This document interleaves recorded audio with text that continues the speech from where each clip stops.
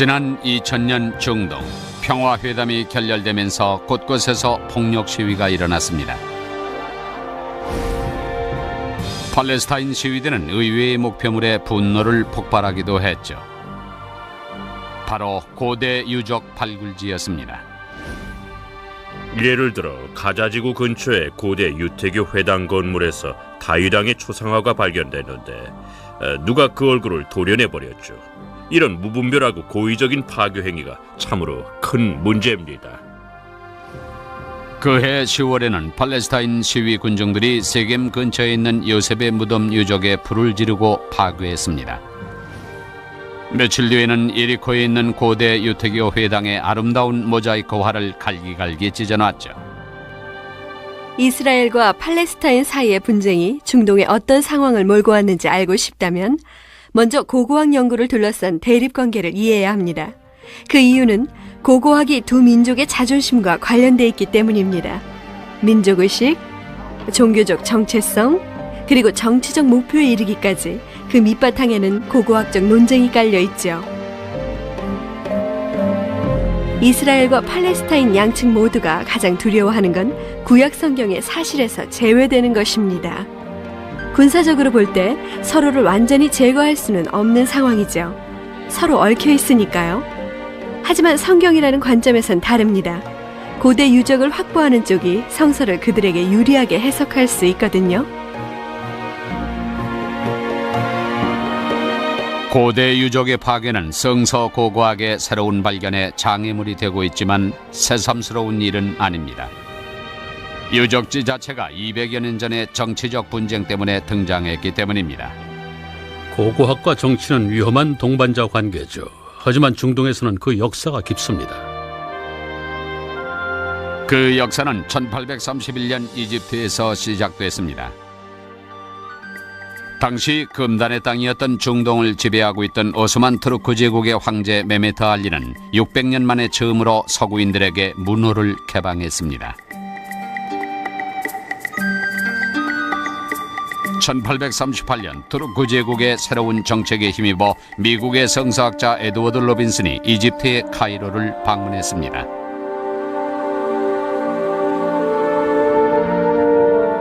독실한 기독교인이었던 로빈슨에겐 필생의 목표가 있었습니다. 구약 성서에 나오는 유적을 찾아 성서의 진실성을 증명하겠다는 것이었죠. 예루살렘과 팔레스타인 지역에서 전설처럼 전해 내려오는 교회의 전통은 아무런 가치가 없다. 성경을 통해 알려진 내용과 일치한다고 확인되기 전에는 말이다.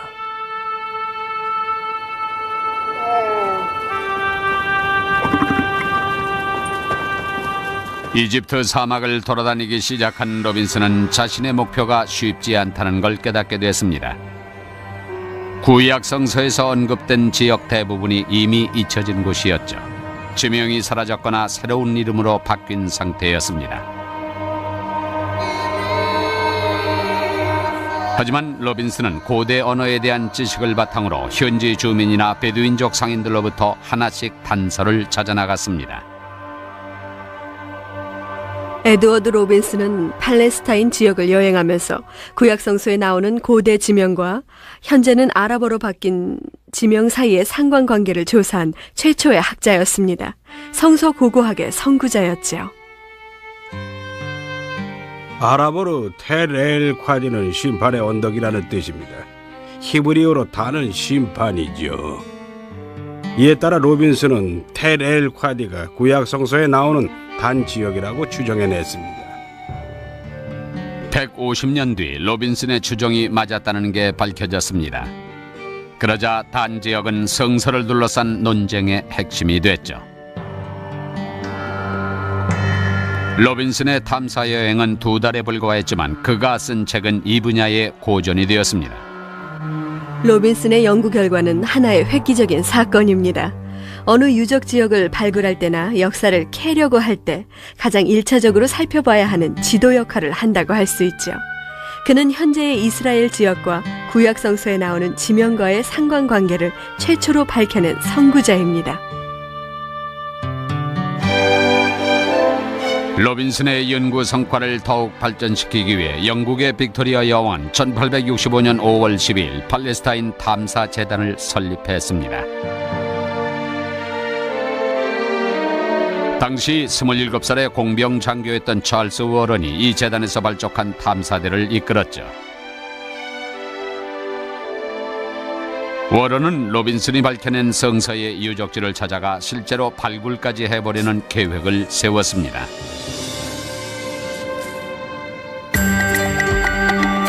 (1867년 2월) 워런의 탐사대는 예루살렘을 향했고 하람 알 샤리프라는 이슬람 사원 근처에서 땅을 파헤치기 시작했습니다. 전설에 따르면 이곳에 솔로몬 왕이 직접 세운 성전이 있다고 합니다. 워런은 이 지역의 옛 구조가 그 증거라고 생각했죠. 하지만 그의 첫 번째 시도는 난관에 봉착했습니다. 내가 악의적인 목적을 가지고 왔다는 근거 없는 헛소문이 떠돌았다. 발굴을 위해서는 성전벽 주위에 소량의 폭약을 땅속 깊이 설치해야만 했다. 발굴이 몇 년째 진행되면서 폭약의 양도 늘어나게 됐다. 거대한 성벽을 파괴하기 위해서는 폭약을 터뜨릴 수밖에 없었다. 이들이 자꾸만 땅을 파헤치자 경계심을 느낀 이슬람 교도들이 현지 관리에게 신고를 했습니다. 그러자 당국에서는 탐사대가 이슬람 사원 근처에서는 일체 땅을 파헤치지 못하게 했죠. 그러나 워런은 공병 장교로서 실력을 발휘해 다른 방법을 찾아냈습니다. 자기 땅을 마음대로 파헤칠 수 있는 땅 주인과 협상을 한다고 해도 그의 땅만을 파헤칠 수 있을 뿐 다른 땅은 불가능하다. 따라서 나는 남쪽 성벽 근처의 한 지점을 골라 주위의 이목을 받지 않도록 위장하면서 몰래 파내려가는 방법을 찾았다. 그는 새로운 방법을 썼습니다. 땅속으로 구멍을 파내려가 안반층까지 도달한 다음에 찾고자 하는 지역에 도달할 때까지 터널을 파나갔죠. 예를 들어 현재 이슬람의 아라크사 사원과 황금돔이 있는 하람 알 샤리프까지요. 워런은 지하 굴착 기술을 이용해 예루살렘 지역을 속속들이 파헤쳤습니다. 워런은 현지인들의 눈을 피해 몰래 터널을 파서 예루살렘 지역을 조사했습니다. 찰스 워런은 구약에 나오는 성전산 지역을 아주 정밀하게 탐사해냈습니다. 벌써 125년이나 지난 지도지만 지금도 성전산에 관한 한 가장 정밀한 지도로 손꼽힙니다. 워런이 발견한 흥미로운 유적들이 많지만 그중에서 가장 관심을 끈 것은 기온샘에서 나온 물을 고대 도시로 연결시키는 기능을 했던 지하 갱도였습니다. 만약 우리가 1867년에 찰스 워런이라는 영국인 탐험 대장을 따라왔다면 그가 이 지하 갱도를 발견하는 역사적인 장면을 목격했을 겁니다. 안으로 들어온 워런은 샘물을 가로질러 여기 있는 너비 13m, 높이 12m의 갱도 위로 올라갔을 겁니다. 성서 고고학서의 한 획을 긋는 대발견이었죠. 고대 도시의 상수도 시설을 발견했다는 것도 흥미롭지만 더욱 관심을 끄는 건 이 지하 갱도가 구약 성서에 나오는 내용과 관련이 있는지의 여부였습니다. 이것이 바로 다윗 왕이 예루살렘을 정복하고 자신의 왕국을 세울 때 이용했던 비밀 통로일까 하는 점이죠. 그러자 워런이 발견한 이 지하 갱도가 구약 성서에 나오는 시노르라는 소리 제기됐습니다. 영어로 번역하면 거터, 즉 배수로죠. 현대 히브리어는 물파이프입니다. 이 시노르야말로 사무엘하에 나오는 다윗 왕이 예루살렘을 기습한 기습 통로라는 것이었습니다. 이 설에 대한 논쟁은 100여 년간 계속되다가 우연한 발견을 통해 결론이 났습니다. 워런은 지하 갱도의 발견을 통해 성서 고고학 분야에서 명성을 얻었습니다. 하지만 그의 유적 발굴 기술은 비판을 받았죠. 터널 굴착 방식은 더 이상 쓰이지 않습니다. 터널을 뚫으면 유적을 망가뜨릴 수 있거든요. 아주 위험한 방법이고 더구나 비용 부담도 상당히 크죠. 팔레스타인 탐사재단의 연구자들은 성서 고고학의 발전을 위해선 새로운 탐사 기술이 절실하다는 걸 깨달았습니다.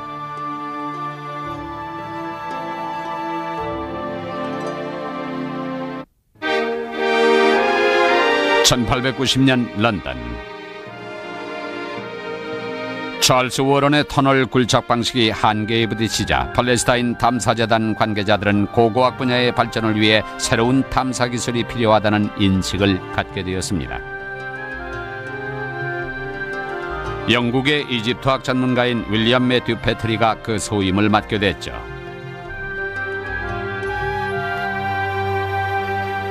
패트리는 이집트에서 주거층을 발굴하는 새로운 유적 발굴 방식을 실험했습니다. 유적지를 탐사하기 위해 굴을 파들어가는 방식 대신에 그는 특정한 지질 단층이 전면적으로 드러나게끔 파내는 방식을 썼죠. 이 방식은 성지 사막의 산지에 있는 언덕을 탐사하는 데 아주 이상적이었습니다. 바로 텔이라고 하는 유적 언덕입니다. 고대 중동의 동부 구릉지대가 어떠했는지를 알고 싶다면 여기를 보십시오. 정말 대단하죠? 여기 보시면 구역별로 참호가 파 있습니다. 이건 인간의 힘으로 지하 20여 미터 안반층까지 파낸 겁니다. 저기 보이는 하얀 물질이 바로 기반암입니다. 연대는 기원전 7000년까지 거슬러 올라가죠. 지금 보이는 이곳에 약 30개 도시가 있습니다.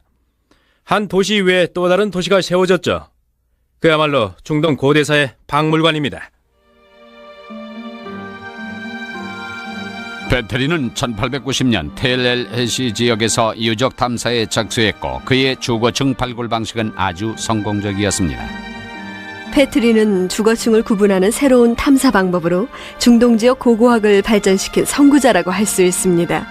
중동의 구릉지대에 고대 도시의 유적들이 중첩적으로 쌓여 있다는 사실과 가장 오래된 유적은 맨 밑에, 가장 최근의 유적은 맨 위에 쌓여 있다는 점에 착안했던 거죠.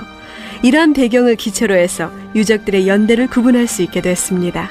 배터리는 유적지를 점점 더 파내려가면서 각 문명마다 독특한 형태의 도기가 있다는 사실을 발견하게 됐습니다. 그는 각각의 도기 형태를 면밀하게 기록하고 거기에 일치하는 시기를 추정해냈습니다. 이 방식이야말로 중동의 모든 유적지 연대를 구분하는 데 쓰이는 도기 형태 분석의 시초가 됐습니다. 패트리는 도기가 연대 구분의 잣대가 된다는 걸 최초로 발견했습니다. 지금도 그 방식이 쓰이고 있죠. 패트리의 새로운 탐사 방식에 힘입어 고고학자들은 구약 성서의 의문점들을 볼 수 있는 도구를 얻은 셈이죠. 하지만 유적 탐사는 몇 년간 중단 사태를 맞이했습니다. 1914년 6월 28일 오스트리아의 황태자 페르디난드 대공의 암살 사건을 도화선으로 전 세계는 갑자기 전쟁에 휘말렸습니다. 오스만 투르크 제국은 독일과 동맹을 맺었기 때문에 프랑스, 영국, 미국 등과 하루아침에 적대국이 되었죠. 서방의 고고학자들은 유적 발굴을 중단하고 고국으로 돌아갈 수밖에 없었습니다. 1차 대전은 오스만 제국의 멸망을 재촉하는 결과를 낳았습니다. 1918년 독일이 패전하자 영국이 중동에 대한 지배권을 확보했죠. 국제연맹은 팔레스타인에 대한 신탁 통치령을 발표하면서 서방 고고학자들의 접근을 전면 허용했습니다. 성서 고고학의 황금시대가 열린 셈이죠. 19세기의 고고학이 하나의 학문으로 자리 잡게 됐다고 하면 20세기에 들어오면서 고대 팔레스타인과 이집트, 메소포타미아 지역의 유적 발굴을 통해 성서의 세계에 대한 본격적인 연구가 시작됐죠. 그러자 고고학에 대한 기대와 학문적 관심이 아주 높아졌죠. 고고학이 성서의 내용을 증명할 수 있다고요. 이러한 학문적 경향의 선두주자는 미국의 윌리엄 폭스웰 올브라이트 교수였습니다. 아브라함 비란도 올브라이트 교수의 제자였죠. 그분은 아주 엄격한 현장 감독 스타일이었죠. 훌륭한 선생님이었고 천재였죠. 우리들에겐 하나의 벽이었습니다. 도저히 넘어설 수 없을 것 같은. 올브라이트 교수는 상당한 학문적 업적을 쌓았습니다. 하지만 에드워드 로빈슨과 마찬가지로 기독교적인 시각을 갖고 있었죠. 그는 성서의 사실성에 대해 의문을 제기하는 학계의 새로운 조류에 반대했습니다. 올브라이트 교수는 원래 19세기의 성서 비평 이론의 입장에서 학문을 시작했습니다. 하지만 고고학적인 연구를 시작하면서 자신이 발견하고 있는 성과들이 성서의 사실성을 긍정하는 쪽으로 나가고 있다는 사실을 깨닫게 됐죠. 그래서 그는 성서의 사실성에 대한 비판적인 입장을 버리고 점점 더 긍정적인 방향으로 나갔습니다. 성서 고고학의 창시자들은 중동 지역에 흩어져 있는 고대 문명의 유적들을 하나둘 발굴하고 연구하는 과정에서 성서에 대한 비판론을 부정하고 성서의 내용에 대한 역사적 근거를 찾으려는 입장을 취했습니다. 결정적 증거를 찾기 위해 올브라이트 교수는 가장 인상적인 유적이 묻혀 있는 곳을 찾아다녔습니다. 그는 드디어 구약 성서 여호수아의 유적을 찾아냅니다. 여호와께서 여호수아에게 말씀하셨다. 나의 종 모세가 죽었으니 너는 이제 백성을 거느리고 떠나 이 요르단강을 건너 내가 너에게 약속한 땅으로 들어가거라. 모세에게 약속한 대로 너희 발에 닿는 모든 땅을 너희에게 주리라.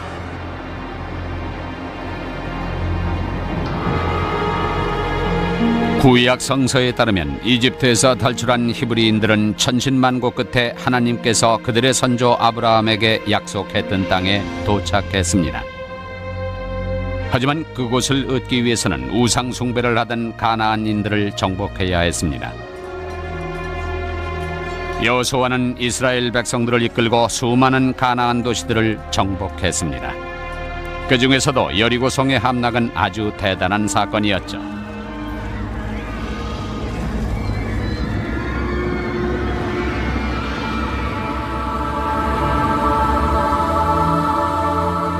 (1926년) 올브라이트 교수는 여호수아가 함락시킨 성이 있다는 것을 탐사하기 시작했습니다. 텔베텔 지역의 유적층을 조심스럽게 파내려간 결과 성서의 내용과 일치하는 것으로 보이는 폐허가 나타났습니다.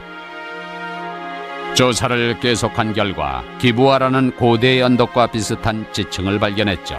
그는 확신을 얻었습니다. 첫 번째 유적층은 구약의 판관계에서 묘사된 대로 불에 탄 흔적이 있었다. 다른 성서 고고학자들도 이와 비슷한 폐허의 유적을 발견했습니다. 그 중에는 여리고성의 무너진 성벽도 있었죠. 존 가스탱은 옛날 여리고성이 있던 타렐 술탄 지역을 탐사했습니다. 1930년대에 발굴 작업을 했죠. 그리고 성서의 이야기가 사실이라고 믿게 됐습니다. 심하게 파괴된 고대 도시의 유적을 발견했어요. 무너진 성벽과 진흙 벽돌 조각 등이 발견됐고 불에 탄 흔적이 남아 있었습니다. 기원전 1400년경의 것으로 추정됐죠.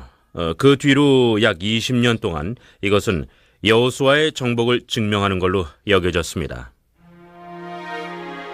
1940년에 올브라이트 교수는 고대 이스라엘의 연대기를 재구성하기에 이르렀습니다.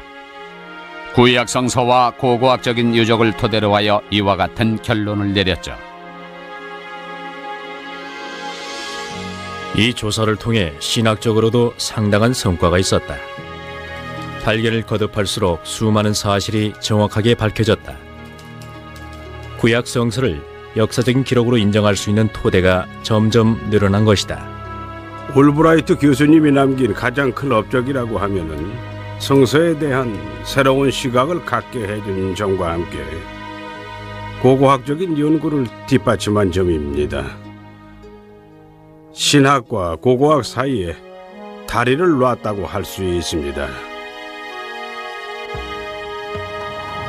하지만 중동에는 분쟁의 불씨가 있었고 또한 올브라이트 교수의 연구 성과를 위협하면서 성서 고고학 자체를 뒤흔들 만한 변화가 생겼습니다.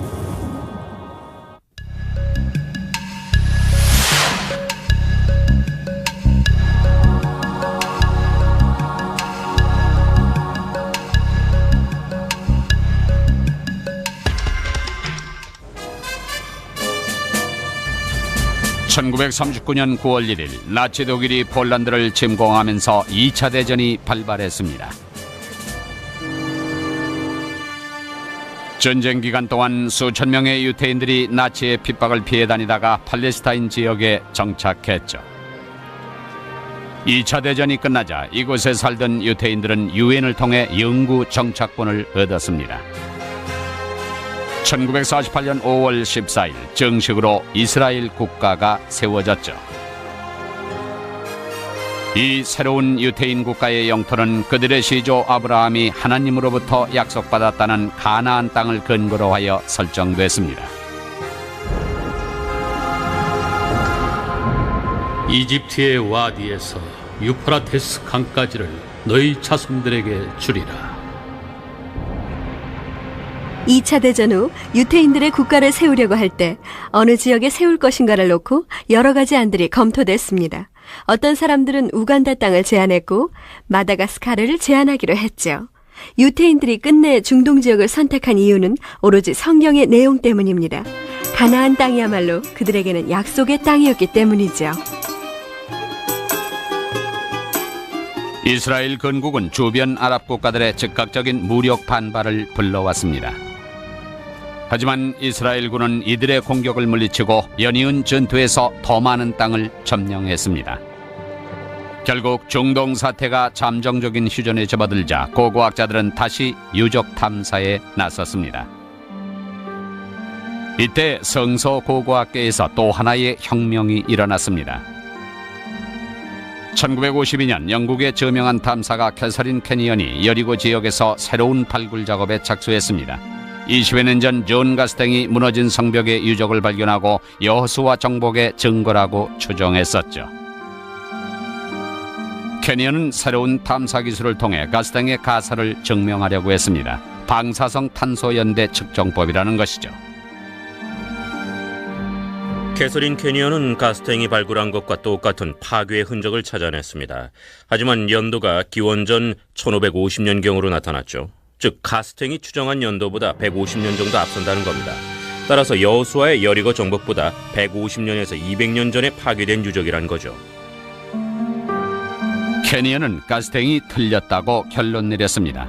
성벽은 기원전 1400년경에 파괴된 게 아니었습니다.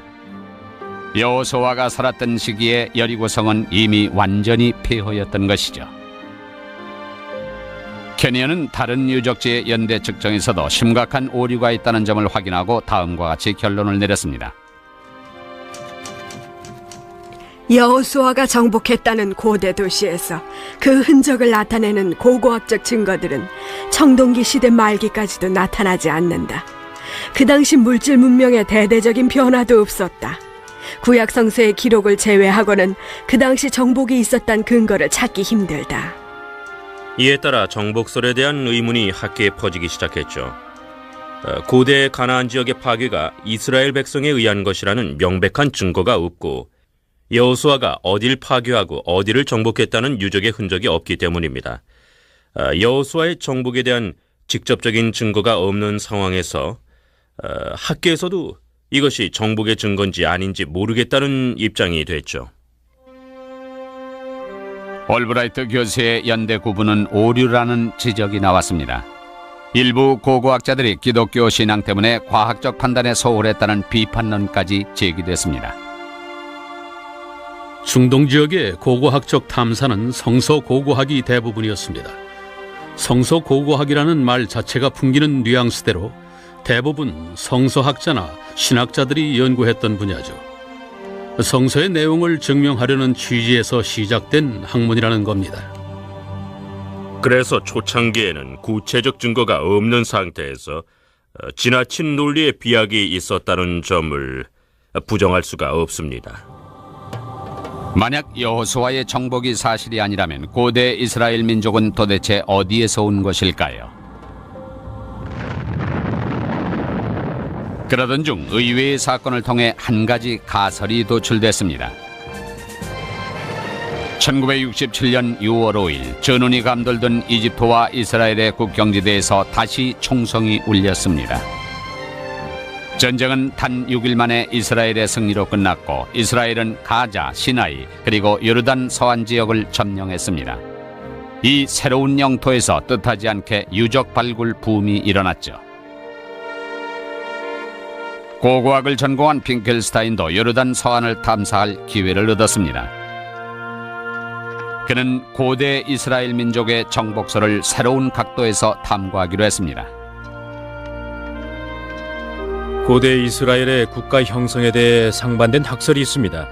하나는 윌리엄 올브라이트 교수가 주장한 대로 이스라엘 민족이 가나안 지역을 완전히 무력으로 정복했다는 증거와 고고학적인 기록들이 충분히 있다는 입장이고, 다른 하나는 독일학계의 입장으로 고대 이스라엘 민족은 원래 초원지대를 유랑하던 유목민이었는데 고원지대인 가나안 지역에 평화롭게 유입됐다는 학설입니다. 정복은 없었다는 거죠. 저는 그걸 확인해 보려고 했습니다. 1970년대 초부터 텔아비브 대학 연구팀은 요르단 서안의 중앙 고원지대에 대한 심층적인 탐사 활동을 시작했습니다.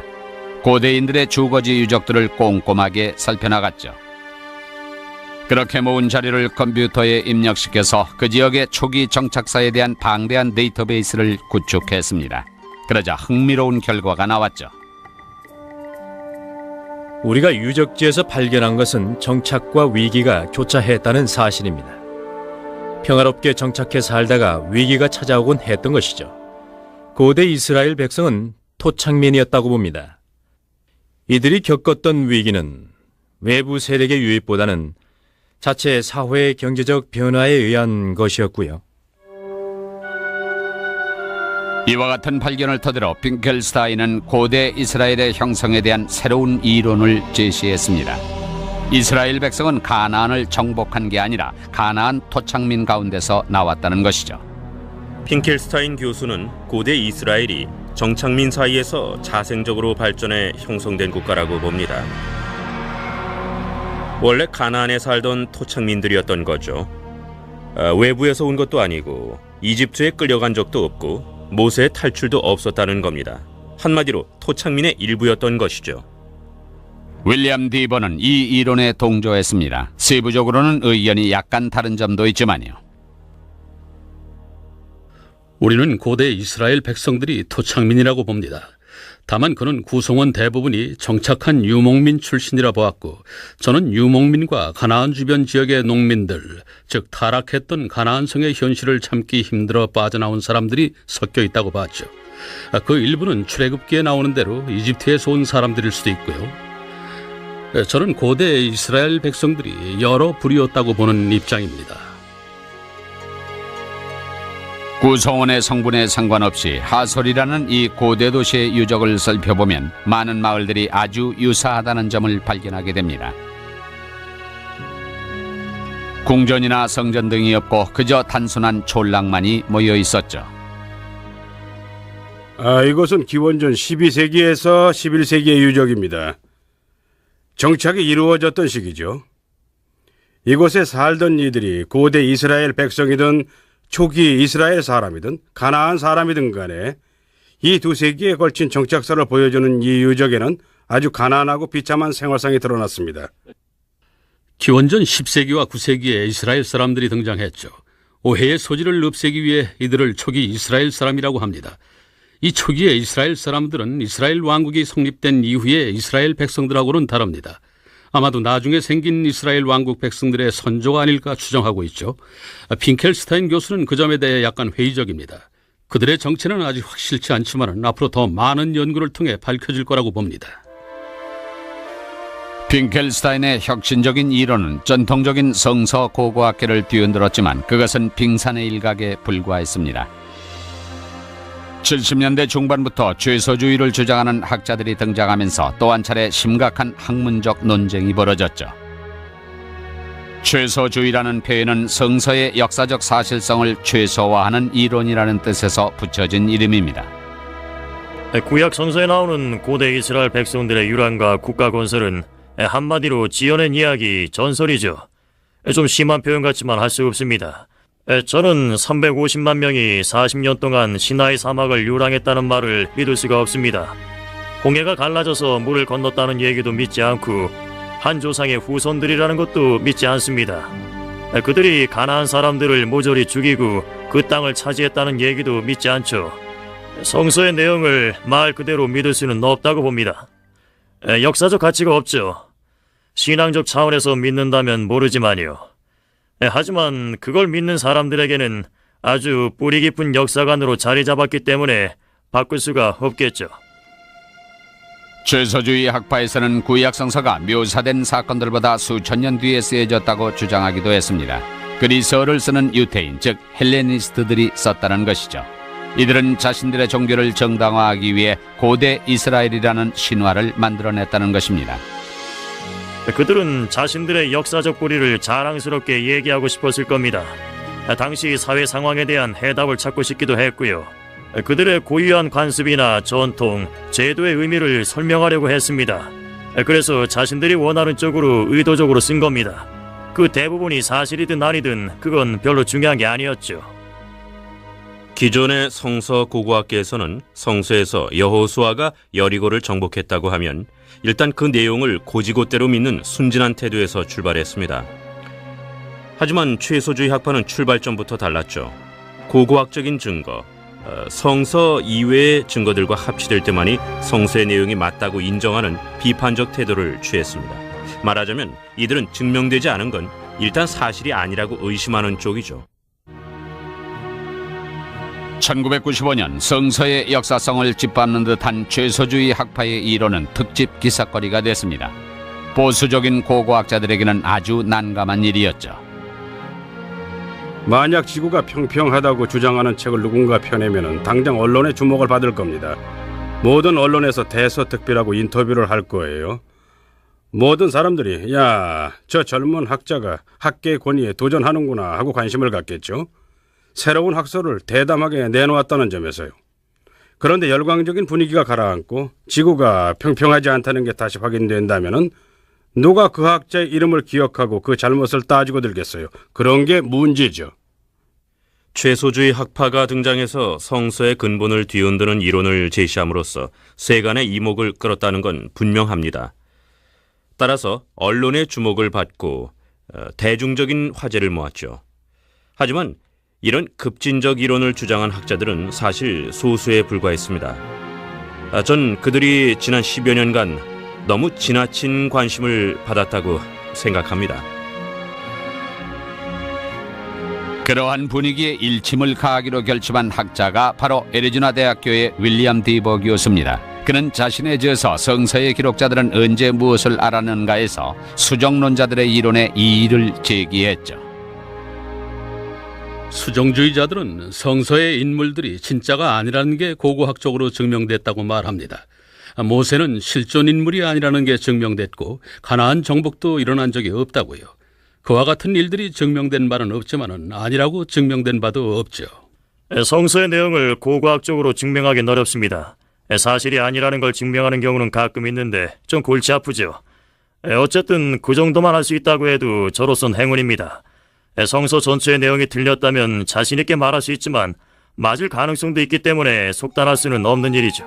디버 교수는 죄소주의 학파에서 주장하는 대로 구약 성서가 기원전 2세기경 그리스어를 사용하던 유태인들에 의해 쓰여졌다는 주장에 대해 특히 반대하고 있습니다. 구약 성서가 헬레니즘 시대에 쓰여졌다는 주장은 헬레니즘 시대의 문화와 맞지 않습니다. 구약 성서 학자들 대부분이 그리스 고전에 대해 잘 모릅니다. 헬레니즘 시대에 대해 잘 모르면서 구약 성서가 그때 쓰여졌다고 주장하는 학자들이 있는데요. 그건 별로 설득력이 없죠. 구약 성서의 작성 연대에 대한 죄소주의 학파의 주장에 대해 디버 교수는 예루살렘의 한 무덤에서 발견된 2개의 두루마리 문서를 제시했습니다. 여기에는 성서에 언급된 사제의 축복에 대해 쓰여 있었는데 작성 연대가 기원전 600년경으로 밝혀졌습니다. 수정주의자들은 성서가 400년 뒤인 기원전 2세기경 헬레니즘 시대에 쓰여졌다고 주장했는데요. 이 두루마리 문서는 그보다 훨씬 오래됐습니다. 그리스어 성서에 쓰여진 내용 대부분이 유태인들에 의해 작성된 게 아니라 철기시대 팔레스타인 지역에서 작성됐다는 증거가 많습니다. 그 2개의 두루마리 문서가 성서의 내용과 일치한다는 점을 들어 구약 성서가 헬레니즘 시대 이전에 작성됐다고 주장하는 건 역사가로서 성급하다고밖에 말할 수 없습니다. 연대는 가장 초기가 아니라 가장 나중에 나온 걸 기준으로 해야 합니다. 아이러니컬하게도 죄서주의 학파에 대한 가장 큰 도전은 그들이 발전시켰던 성서 고고학 분야의 후배 연구자들에게서 나왔습니다. 19세기 초 성서에 대한 비판이 윌리엄 올브라이트의 연구를 촉발시킨 것과 마찬가지로 죄서주의 학파의 성서 비판은 신앙의 바탕을 둔 연구를 촉발시켰습니다. 제가 신앙적인 의도를 갖고 있냐고요? 예, 그렇다고 할 수 있죠. 전 성서가 역사적 사실이라고 믿고 있습니다. 어느 정도는 수긍할 수 있죠. 성서를 진지하게 대하면서도 고고학과 역사학의 자료들을 신중하게 접목시키려고 노력하는 사람은 고 윌리엄 올브라이트 교수의 모범을 따르는 것입니다. 물론 지금은 새로운 의미를 갖고 있죠.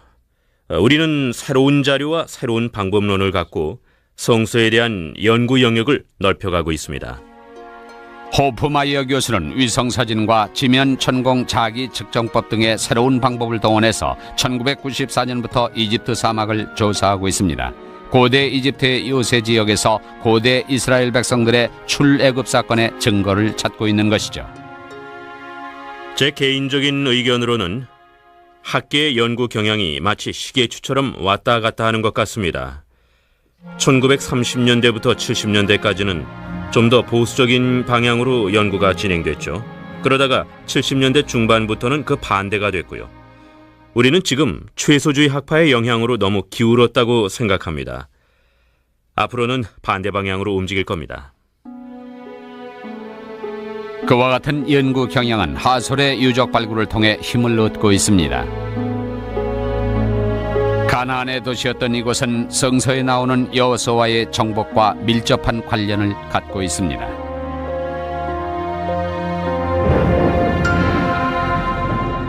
여호수아는 하솔을 공격하여 그 왕을 칼로 쳐 죽였다.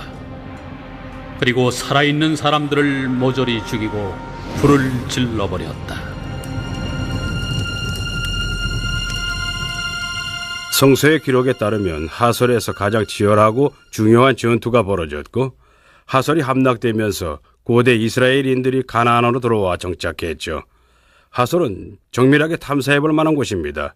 여호수아의 기록과 유적이 과연 서로 부합하는지 말이죠. 1996년 하솔의 유적 발굴에 착수한 암논 벤 토르는 성서에 나오는 여호수아의 정복을 입증해줄 만한 새로운 증거들을 찾아냈습니다. 이곳은 왕이 살던 곳입니다. 저 바닥을 한번 보십시오.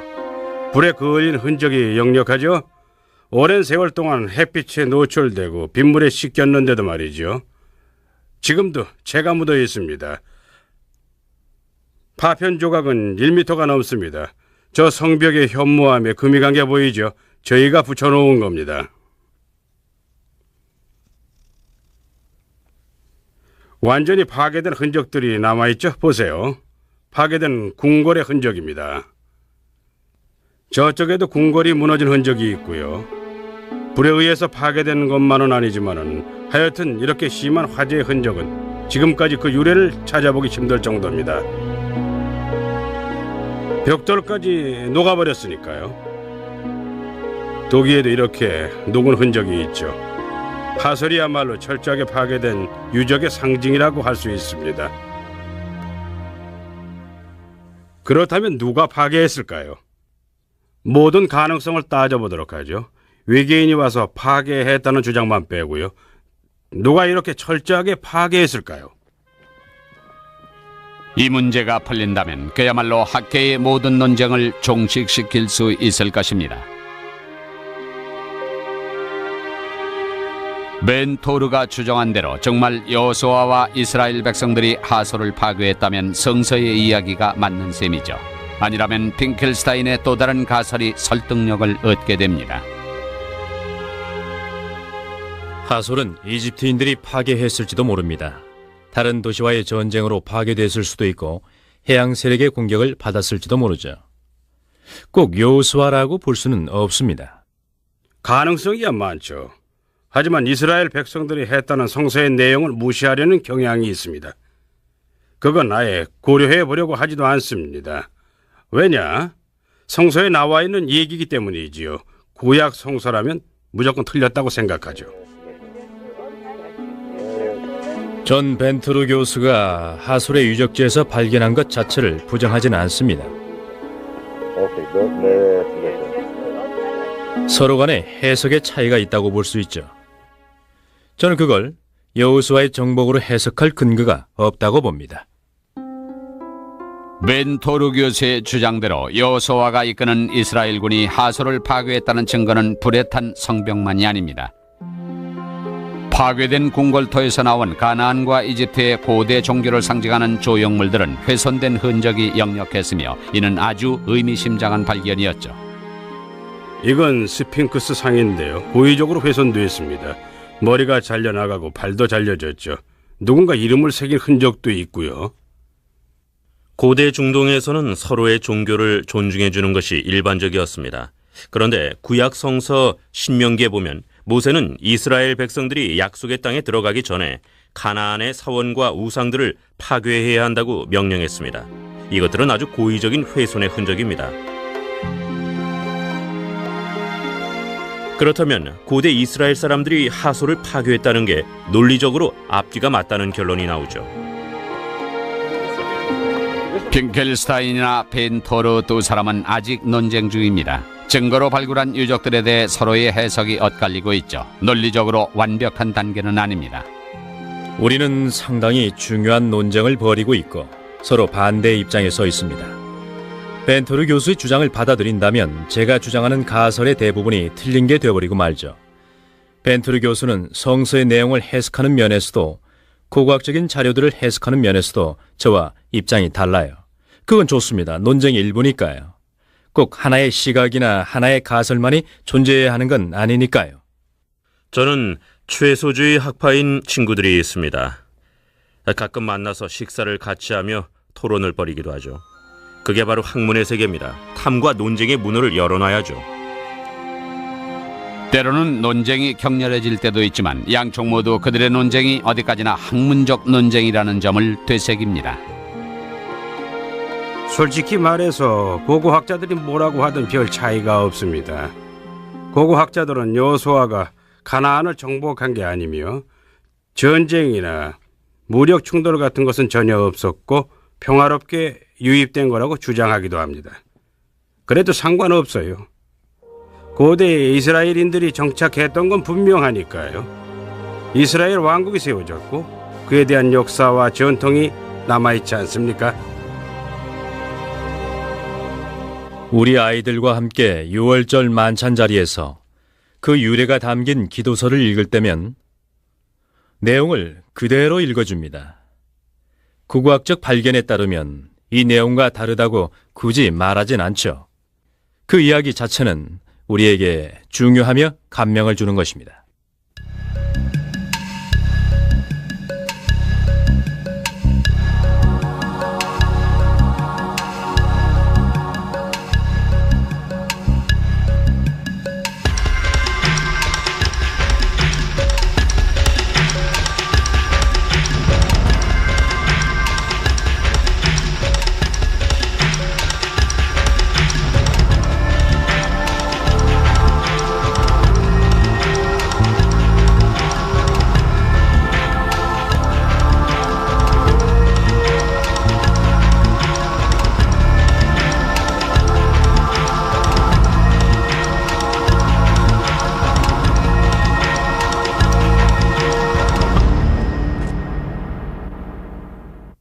상태였습니다. 하지만 로빈스는 고대 언어에 대한 지식을 바탕으로 현지 주민이나 베두인족 상인들로부터 하나씩 단서를 찾아나갔습니다. 에드워드 로빈스는 팔레스타인 지역을 여행하면서 구약 성서에 나오는 고대 지명과 현재는 아랍어로 바뀐 지명 사이의 상관관계를 조사한 최초의 학자였습니다. 성서 고고학의 선구자였지요. 아랍어로 텔 콰디는 심판의 언덕이라는 뜻입니다. 히브리어로 단은 심판이죠. 이에 따라 로빈스는 텔 콰디가 구약 성서에 나오는 단 지역이라고 추정해냈습니다. 150년 뒤 로빈슨의 추정이 맞았다는 게 밝혀졌습니다. 그러자 단 지역은 성서를 둘러싼 논쟁의 핵심이 됐죠. 로빈슨의 탐사 여행은 2달에 불과했지만 그가 쓴 책은 이 분야의 고전이 되었습니다. 로빈슨의 연구 결과는 하나의 획기적인 사건입니다. 어느 유적 지역을 발굴할 때나 역사를 캐려고 할 때 가장 1차적으로 살펴봐야 하는 지도 역할을 한다고 할 수 있죠. 그는 현재의 이스라엘 지역과 구약 성서에 나오는 지명과의 상관관계를 최초로 밝혀낸 선구자입니다.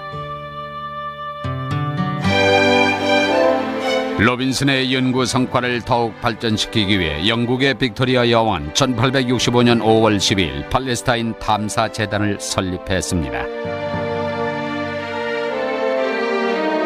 당시 27살의 공병 장교였던 찰스 워런이 이 재단에서 발족한 탐사대를 이끌었죠. 워런은 로빈슨이 밝혀낸 성서의 유적지를 찾아가 실제로 발굴까지 해보려는 계획을 세웠습니다.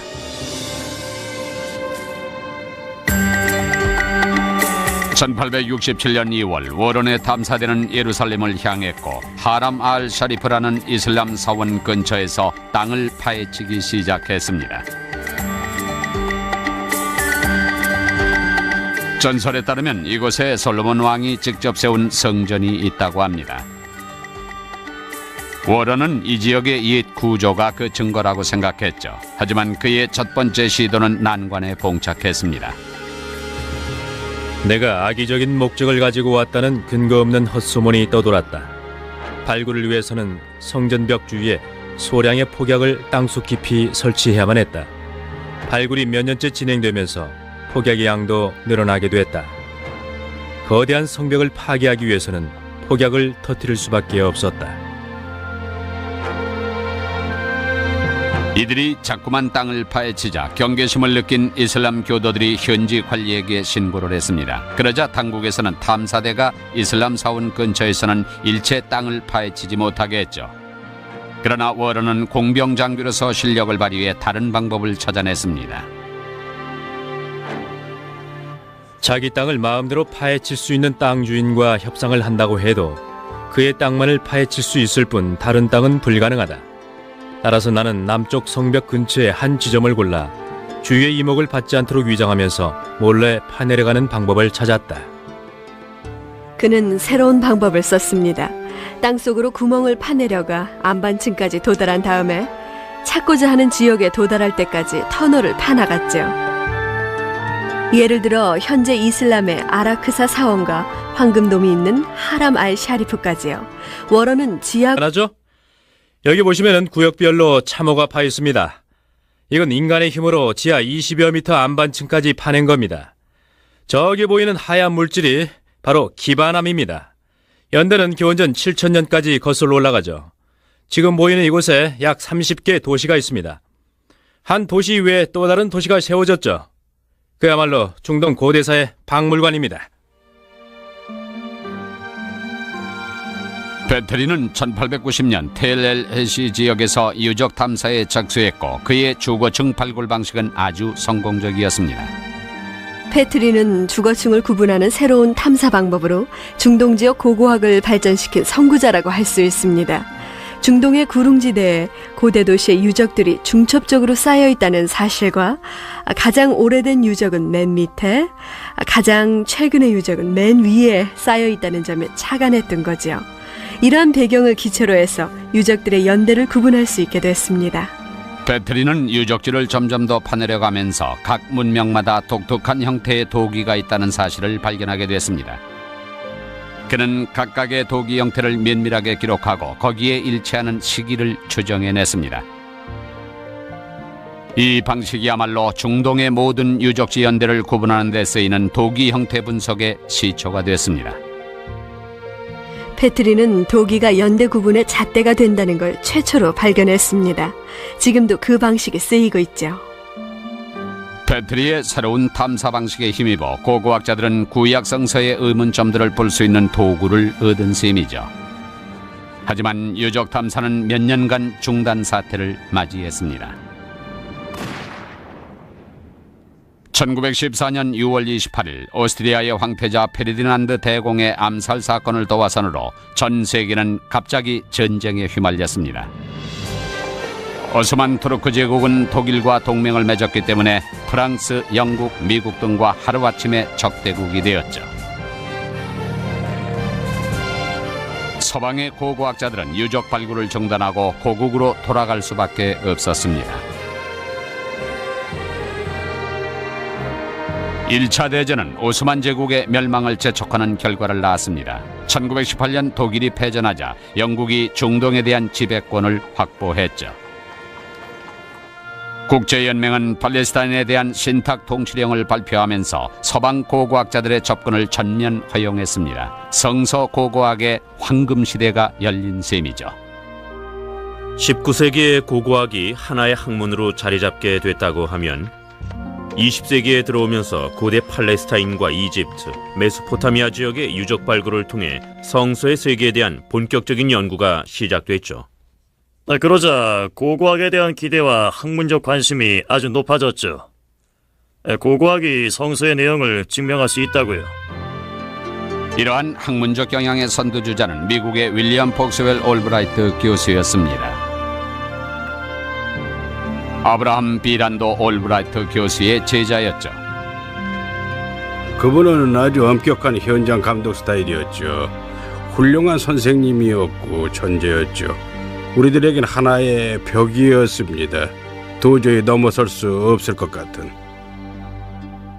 올브라이트 교수는 상당한 학문적 업적을 쌓았습니다. 하지만 에드워드 로빈슨과 마찬가지로 기독교적인 시각을 갖고 있었죠. 그는 성서의 사실성에 대해 의문을 제기하는 학계의 새로운 조류에 반대했습니다. 올브라이트 교수는 원래 19세기의 성서 비평 이론의 입장에서 학문을 시작했습니다. 하지만 고고학적인 연구를 시작하면서 자신이 발견하고 있는 성과들이 성서의 사실성을 긍정하는 쪽으로 나가고 있다는 사실을 깨닫게 됐죠. 그래서 그는 성서의 사실성에 대한 비판적인 입장을 버리고 점점 더 긍정적인 방향으로 나갔습니다. 성서 고고학의 창시자들은 중동 지역에 흩어져 있는 고대 문명의 유적들을 하나둘 발굴하고 연구하는 과정에서 성서에 대한 비판론을 부정하고 성서의 내용에 대한 역사적 근거를 찾으려는 입장을 취했습니다. 결정적 증거를 찾기 위해 올브라이트 교수는 가장 인상적인 유적이 묻혀있는 곳을 찾아다녔습니다. 그는 드디어 구약 성서 여호수아의 유적을 찾아냅니다. 여호와께서 여호수아에게 말씀하셨다. 나의 종 모세가 죽었으니 너는 이제 백성을 거느리고 떠나 이 요르단 강을 건너 내가 너희에게 약속한 땅으로 들어가거라. 모세에게 약속한 대로 너희 발에 닿는 모든 땅을 너희에게 주리라.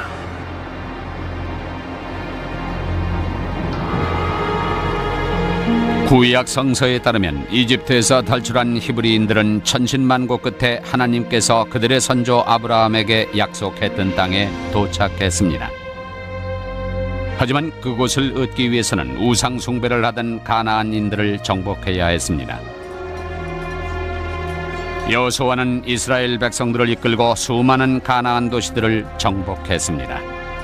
그 중에서도 여리고성의 함락은 아주 대단한 사건이었죠.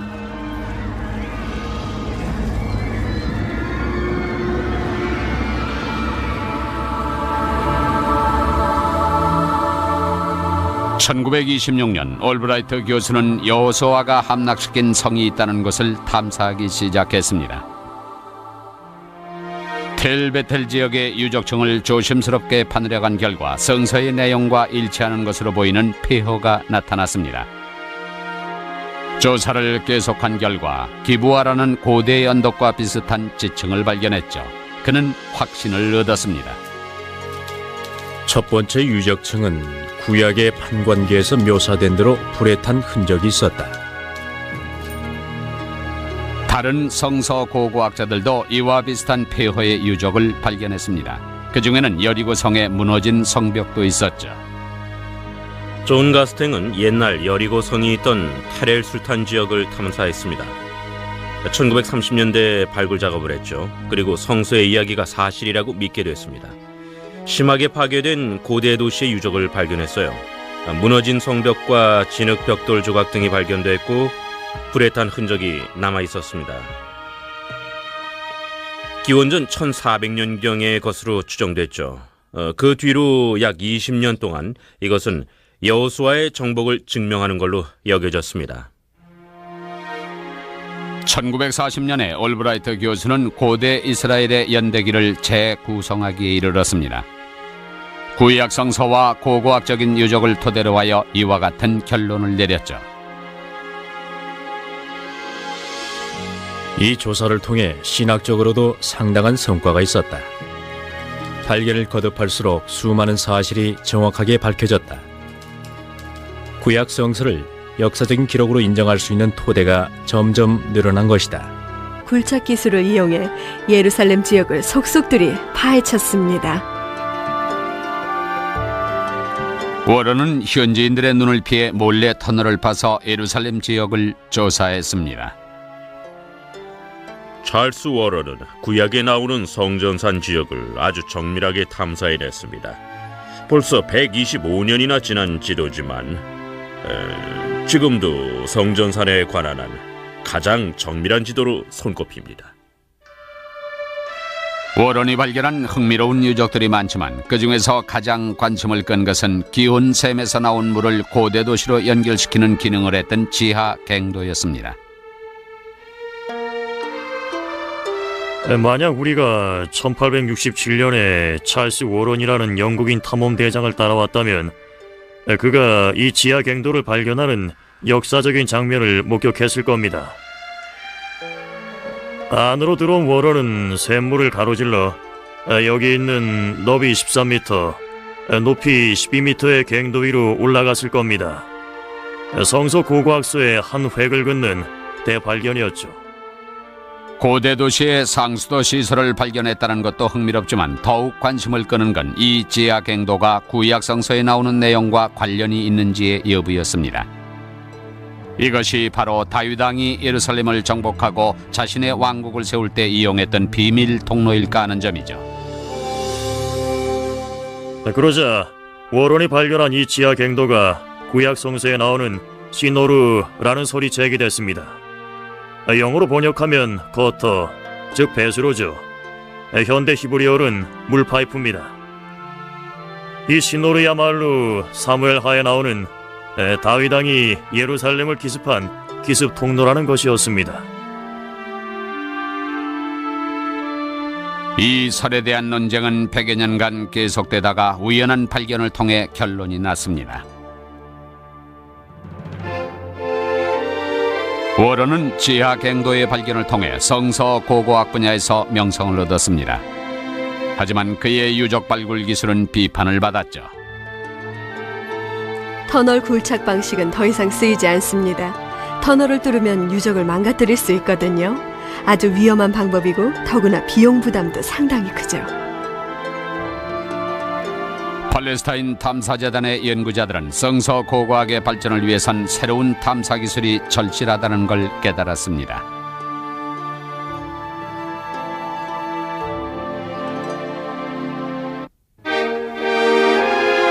(1890년) 런던. 찰스 워런의 터널 굴착 방식이 한계에 부딪히자 팔레스타인 탐사재단 관계자들은 고고학 분야의 발전을 위해 새로운 탐사 기술이 필요하다는 인식을 갖게 되었습니다.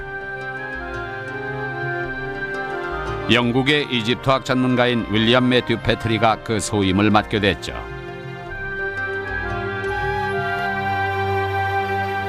패트리는 이집트에서 주거층을 발굴하는 새로운 유적 발굴 방식을 실험했습니다. 유적지를 탐사하기 위해 굴을 파들어가는 방식 대신에 그는 특정한 지질 단층이 전면적으로 드러나게끔 파내는 방식을 썼죠. 이 방식은 성지 사막의 산지에 있는 언덕을 탐사하는 데 아주 이상적이었습니다. 바로 텔이라고 하는 유적 언덕입니다. 고대 중동의 동부 구릉지대가 어떠했는지를 알고 싶다면 여기를 보십시오. 정말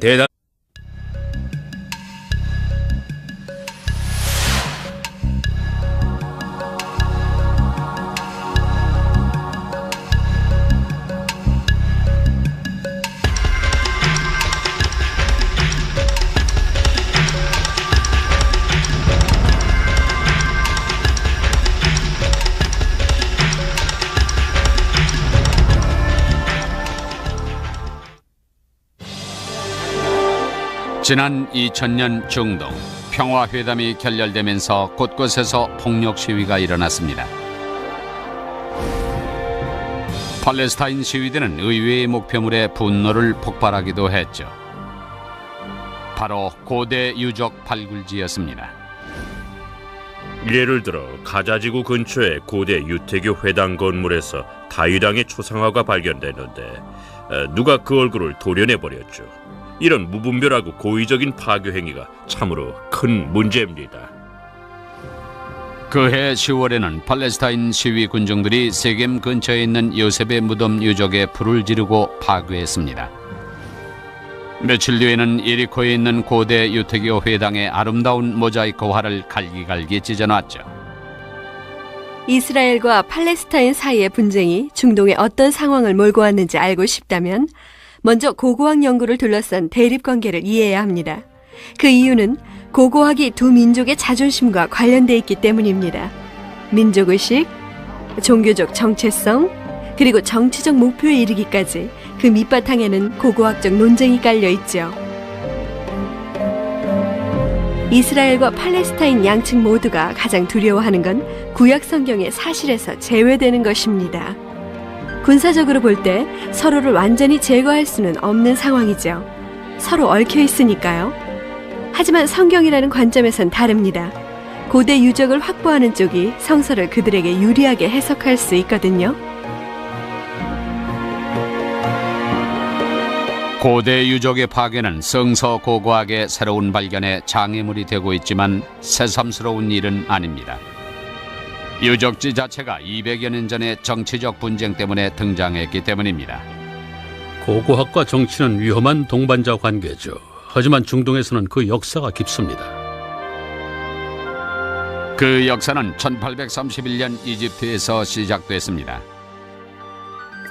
당시 금단의 땅이었던 중동을 지배하고 있던 오스만 투르크 제국의 황제 메메트 알리는 600년 만에 처음으로 서구인들에게 문호를 개방했습니다.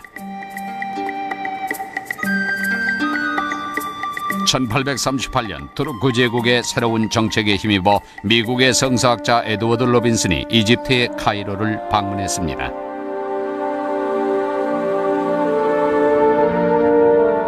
독실한 기독교인이었던 로빈슨에겐 필생의 목표가 있었습니다. 구약 성서에 나오는 유적을 찾아 성서의 진실성을 증명하겠다는 것이었죠. 예루살렘과 팔레스타인 지역에서 전설처럼 전해 내려오는 교회의 전통은 아무런 가치가 없다. 성경을 통해 알려진 내용과 일치한다고 확인되기 전에는 말이다.